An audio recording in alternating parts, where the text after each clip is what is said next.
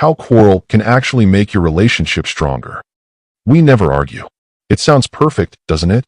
Like something we all hope to say one day about our own relationships. But if we're being honest, deeply, emotionally honest, the absence of arguments doesn't always mean everything is right. In fact, sometimes it means the opposite. Because real love is not found in perfection.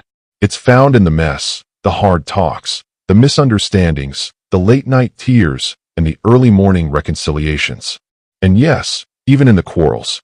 This might sound strange at first, even uncomfortable, but quarrels don't break relationships. They can make them stronger. Let's dive deep into this truth together. Let's explore how, why, and when quarreling can actually help a relationship grow, not break.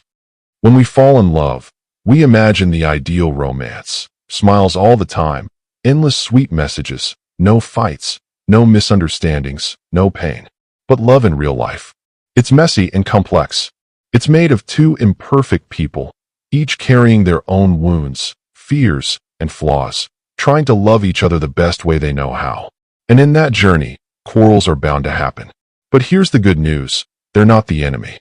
They're not red flags to run from, unless they're abusive or toxic. They're reminders that both of you are human, that both of you care enough to express yourselves, even when it's not pretty. Think of your relationship like a beautiful house. If a small crack appears in the wall and you ignore it, what happens over time? It grows. It spreads. It weakens the entire structure. But if you notice it early, patch it, and reinforce the wall, that house stands stronger. Quarrels are those small cracks. They don't show up to destroy you. They show up to tell you something is wrong and it needs attention. Maybe one of you feels unheard. Maybe there's a value clash. Maybe someone is carrying stress and pain that's leaking into the relationship. Whatever the cause, a quarrel is like an alarm bell.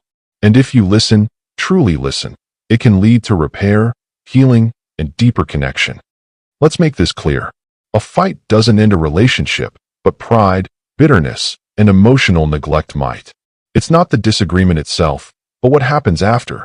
Do you throw words like knives? Do you walk away in silence and shut each other out? Do you refuse to apologize because you're too afraid of seeming weak? That's where relationships fall apart. Not during the quarrel, but in the cold silence that follows. In the refusal to soften. In the choice to be right rather than to be kind. Here's what actually breaks relationships. 1. Uncontrolled anger that turns love into fear. 2. Cruel words that cut deeper than silence. 3. Unbending pride that chooses ego over connection. 4. Poisonous unforgiveness that keeps hearts chained to old wounds. 5. Cold distance that slowly destroys affection. Quarrels handled with maturity build bridges. Quarrels handled with ego burn them. A strong couple doesn't avoid conflict. They don't hide from disagreements. They face them head on and walk through the fire together. They fight, not to win, but to understand. Not to hurt, but to heal. Not to blame, but to become better for each other. They sit down after the storm and say, "Where did we go wrong? How did I hurt you? What can I do differently next time?" They rebuild, brick by brick, with kindness, words of affirmation, and humble apologies. And in doing so, they build a bridge stronger than before, a bridge made of trust, growth, and love. At the heart of every quarrel that makes a relationship stronger, you'll find 3 quiet heroes. 1. Learning. This means reflecting, not projecting. Asking, what did this fight teach me about myself? Growth happens when we stop blaming and start understanding. 2. Forgiving. Not because the other person deserves it, but because love does. Because love isn't about keeping score, it's about keeping hearts close. 3. Taking responsibility. Saying, "I was wrong," without explaining it away. Owning your words, your actions, your silence. When both partners embrace these, the relationship doesn't break. It matures, evolves, and becomes something richer, fuller, and more deeply human. It's easy to love when things are sweet, when everything is flowing, when laughter fills the room. But the real test of love comes when things get hard, when you're tired and misunderstood, when the person you love has disappointed you, and you must choose whether to reach out or pull away. Those are the moments that define your love. That's when your relationship is shaped, not during the good days, but during the difficult ones. Will you stay soft when it's easier to harden? Will you say sorry when your pride is screaming not to? Will you choose to build, even with shaking hands? Because love isn't found in never fighting. It's found in always choosing each other, even after the fight. But what if you're fighting alone? Let's be honest. It takes two people to make a relationship work. If you're the only one who says sorry, the only one trying to grow, forgive, and do better, if you're the only one trying to fix the problem while your partner avoids it, then you're not building a healthy relationship. You're building a prison, one where love feels one-sided and heavy. Because real love must go both ways. Both people need to care. Both need to put in the effort. Both need to want to grow and change. If you're fighting for the relationship while the other person is fighting you, that's not love. That's emotional exhaustion. That's imbalance. That's you carrying what two people should be holding together.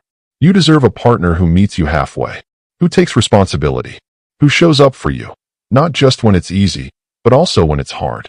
Don't keep breaking your own heart trying to fix someone who doesn't want to grow. Love should lift you, not drain you. Sometimes, letting go is not giving up. It's choosing peace over pain. Finally, quarrels are not signs of a failing relationship. They're not evidence that you've chosen the wrong person or that love is slipping away. Instead, they're invitations, sacred opportunities to go deeper.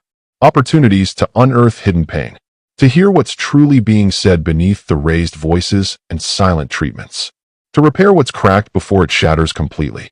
So the next time your heart feels heavy with conflict, take a breath and ask, what are we really fighting about? What hurt, fear, or unmet need lies beneath the surface?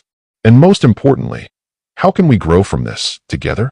Let your quarrels become sacred spaces, not battlegrounds, but classrooms. Not wars, but wake-up calls.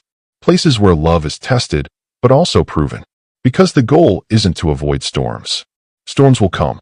The goal is to hold hands through them. To stay when it's easier to walk away. To listen when it's easier to defend. To love when it's harder than ever. Don't fear the fights. Fear the silence where intimacy withers. Fear the pride that builds walls instead of bridges. Choose to fight, not against each other, but for each other. Because in the end, quarrels don't have to break your relationship. They can build it stronger, deeper, and more unshakable than ever. Thanks for watching. If this video spoke to you, don't forget to like, share, and subscribe for more heart-deep content on love and relationships.